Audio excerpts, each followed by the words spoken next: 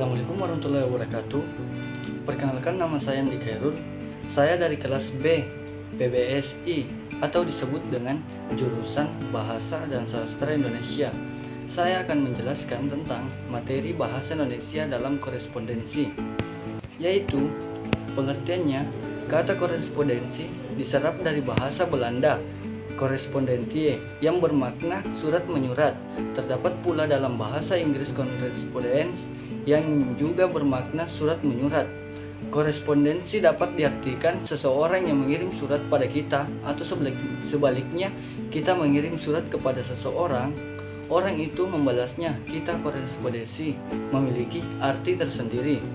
Menurut Kamus Besar Bahasa Indonesia KBBI atau disebut dengan Kamus Besar Bahasa Indonesia adalah perihal surat menyurat yang memiliki hubungan. Jenis-jenis surat korespondensi memiliki dua jenis, yaitu korespondensi eksternal dan korespondensi internal. Yaitu korespondensi eksternal adalah hubungan surat menyurat yang berhubungan dengan pihak luar dari perusahaan. Kedua, korespondensi internal adalah hubungan surat menyurat yang dilakukan oleh pengawal-pengawal yang ada di dalam kantor atau ruangan lingkup internal dari perusahaan tersebut. Unsur pembuatan surat korespondensi yaitu 1. Pengirim surat.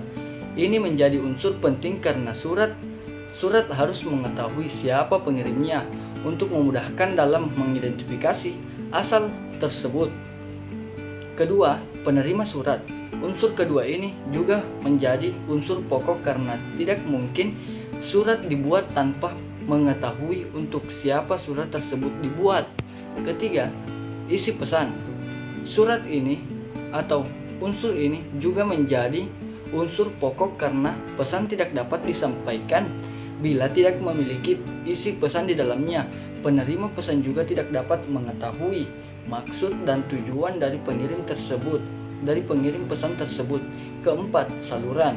Saluran yang dimaksud adalah media menyalurkan atau penyampaian yang dijadikan sebagai proses pendistribusian dari surat tersebut. Syarat-syaratnya atau syarat-syarat surat yang baik. 1. Surat harus disusun dengan teknik penyusunan surat benar. Kedua, isi surat harus dinyatakan secara ringkas, jelas, dan eksplisit. Hal ini menguntungkan kedua belah pihak. Ketiga, bahasa yang digunakan adalah bahasa yang benar atau ejaan dan kaidahnya, bahasa baku, dan bahasa yang efektif.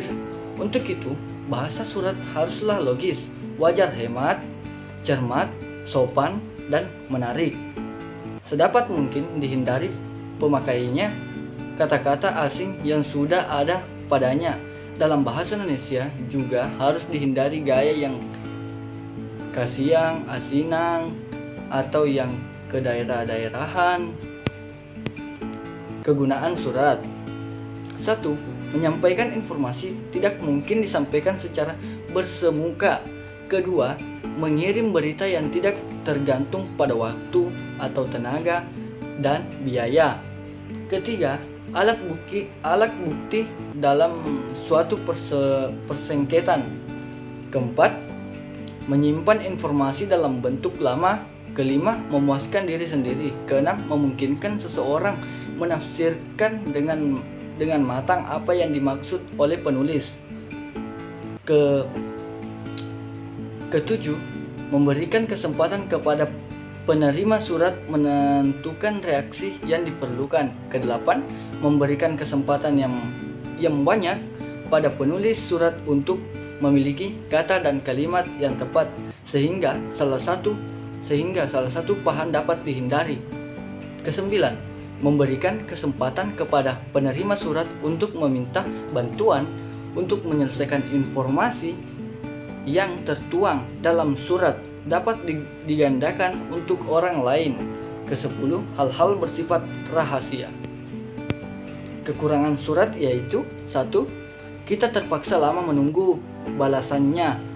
Kedua, surat tidak sampai atau terlambat tiba di alamat.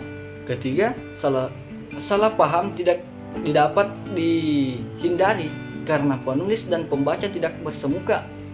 Keempat, unsur supramental dan tanda baca yang tidak lengkap menyebabkan isi surat sulit dipahami. Kelima, hanya sedikit yang dapat diungkapkan karena surat dibatasi oleh halaman. Keenam, perlengkapan surat berupa kertas, pulpen, amplop, dan perekat harus tersedia.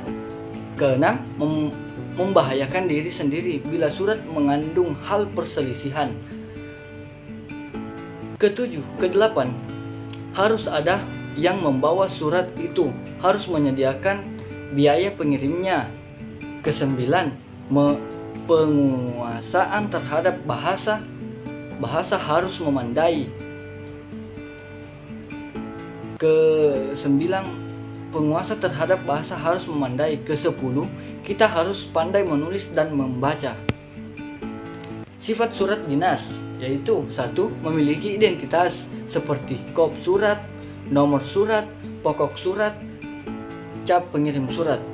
Kedua, biasanya berisi instruksi, kenalkan pangkat seseorang, permintaan laporan. Ketiga, dibiayai oleh negara, perusahaan atau organisasi. Keempat, biasanya diagenda dan disimpan mengikuti sistem tertentu. Kelima, berlaku antara dinas, jawatan, atau organisasi. Keenam, surat dinas memiliki kelengkapan tertentu, misalnya bentuk amplop yang terdiri tertentu biasanya dicantumkan urutan kata BDB atau bebas dari bea. Dibalas secara dinas. Yang terakhir, pengiriman surat dinas menggunakan ekspedisi. Surat-surat pribadi atau surat-surat khusus. 1. Kalau perlu dibalas secara pribadi. Kedua, hal-hal seperti surat dinas tidak ada.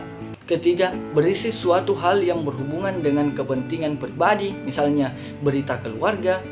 Keempat, dibiayai oleh orang yang bersangkutan.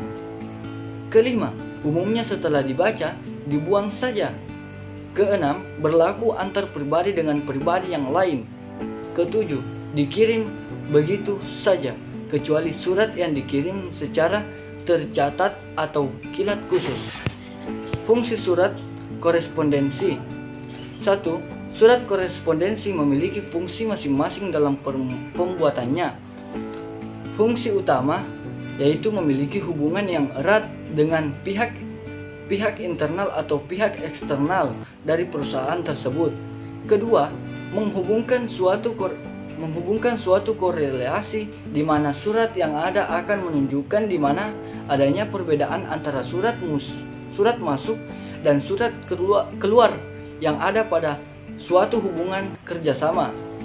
Ketiga, hubungan kerjasama tersebut dapat secara resmi dilihat atau dijelaskan pada surat korespondensi yang ada pada perjanjian kerjasama. Dalam hal ini, perusahaan yang memiliki hubungan korespondensi tersebut dengan koresponden. Keempat, selain alat komunikasi, surat tentunya memiliki berbagai fungsi dan tujuan dalam pembuatannya.